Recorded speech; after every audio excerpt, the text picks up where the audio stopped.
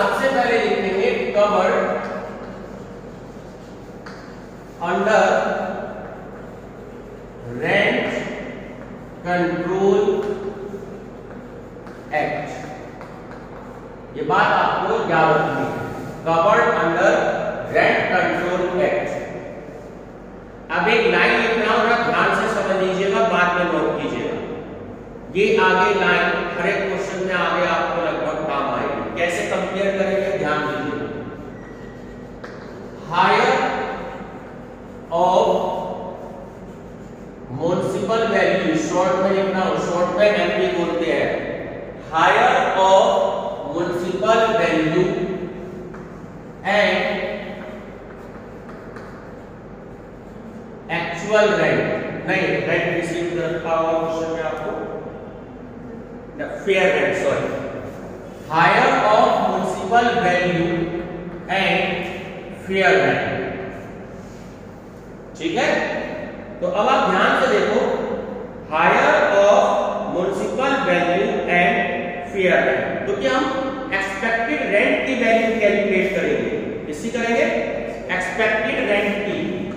तो expected rent जो है वो आपका क्या होना चाहिए, एक्सपेक्टेड रेंट। तो हायर ऑफ म्युनिसिपल वैल्यू, देखो म्युनिसिपल वैल्यू है आपके क्वेश्चन में 20,000 रुपए, ठीक है, और फेयर रेंट की वैल्यू थर्ड नंबर पे आपको दे रहा है 26,000। ये बात समझ में आ गई, higher of municipal value and fair rent. अब इन दोनों की कंपेयर करते हैं, तो इन दोनों में ज्यादा वैल्यू क्या है, 26,000।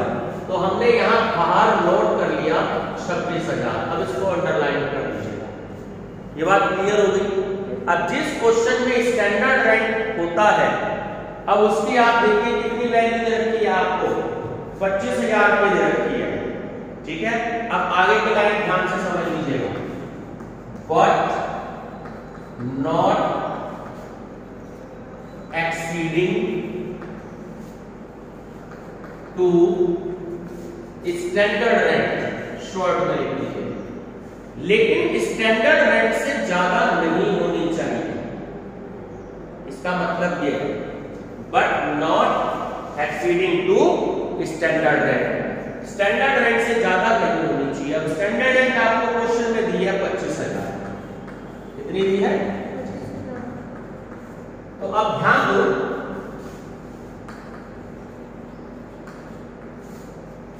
छब्बीस 26,000 और 25,000 में से अब आप वैल्यू कौन सी लोगे, 25,000, कौन सी वैल्यू लोगे, लिखा है ना, but not exceeding to standard rent.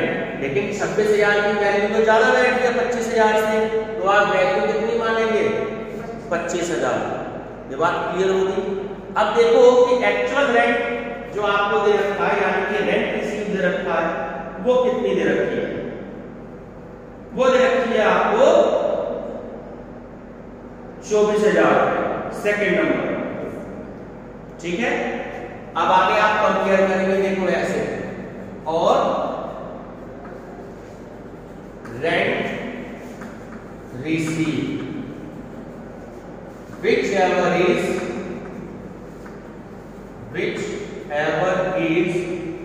more। अब आपने 25,000 और 24,000 में कंपेयर करें, इसका मतलब क्या है, इन दोनों में जो ज्यादा वैल्यू होनी चाहिए, तो ज्यादा वैल्यू क्या है, 25,000। तो आपकी इस क्वेश्चन के हिसाब से वैल्यू क्या हो गई, ग्रॉस एनुअल वैल्यू, अपना आंसर चेक कर लीजिएगा, ठीक है। अब ये क्लियर हो गया, अभी नोट नहीं करना है। अब मैं इसी में सेम आपको हाउस नंबर, जब इसको नोट करेंगे तो उसके बाद आप 5-6 लाइन की जगह छोड़ देंगे हाउस सेकंड के लिए। अब हाउस थर्ड समझा रहा हूं, सेम टू सेम इसके जैसा का ध्यान दीजिएगा।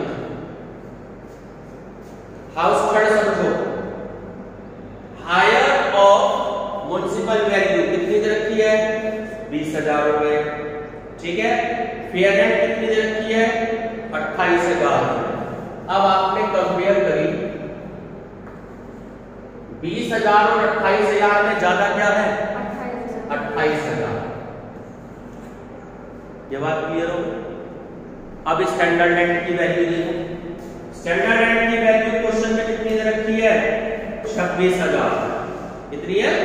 26,000। अब ध्यान से देखो, but not exceeding to standard rent 26,000। तो 26,000 से ज्यादा नहीं होनी चाहिए, लेकिन ज्यादा जा रही है। तो आपने यहां क्या लिखा? ये वाली बात क्लियर होगी, स्टैंडर्ड रेंट से ज्यादा नहीं होनी चाहिए। अब आप ये बताओ, मान लीजिए रेंट रिसीव्ड की वैल्यू कितनी है? मतलब दूसरे नंबर पे 30,000 है ना, 30,000। अब ध्यान दो, तो अब आपकी वैल्यू रेंट रिसीव्ड की कितनी हो गई? 30,000। अब क्या लिखा है? विच एवर इज मोर, जो दोनों में ज्यादा हो। अब इन दोनों में ज्यादा क्या है? 30,000। अब अपना थर्ड आंसर चेक कर लीजिएगा, कितनी हो गई? 30,000। ये बात क्लियर हो गई? ठीक है, इसे स्टॉप करो अगली, ध्यान से।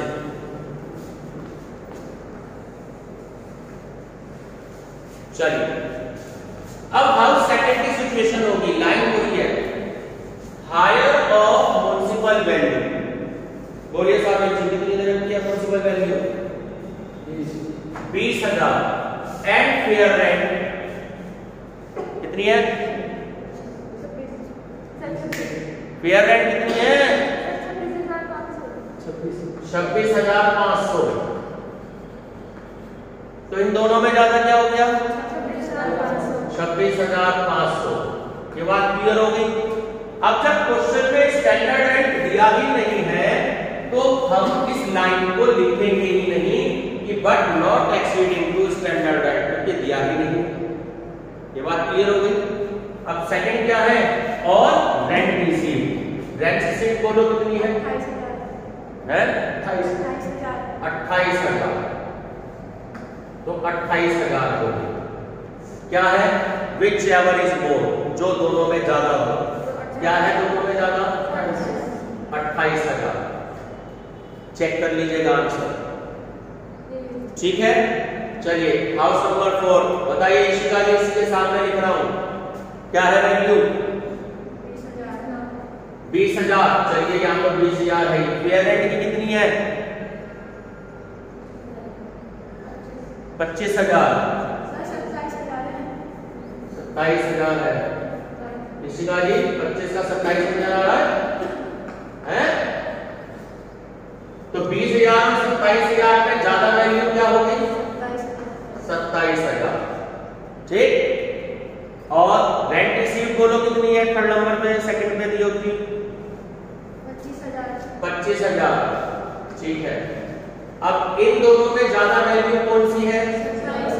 27,000। आंसर चेक कर लो, यही आंसर। ये आपका हाउस थर्ड हो गया, और जब चेंज करोगे तो हाउस नंबर 4 का भी आप दोबारा से नोट कर लीजिएगा। हाउस थर्ड, सेकंड और 4 दोनों में स्टैंडर्ड रेंट नहीं है, तो not covered by standard rent. चलिए, स्टॉप कर दीजिएगा। सर स्टॉप ही करना है? स्टॉप ही करना।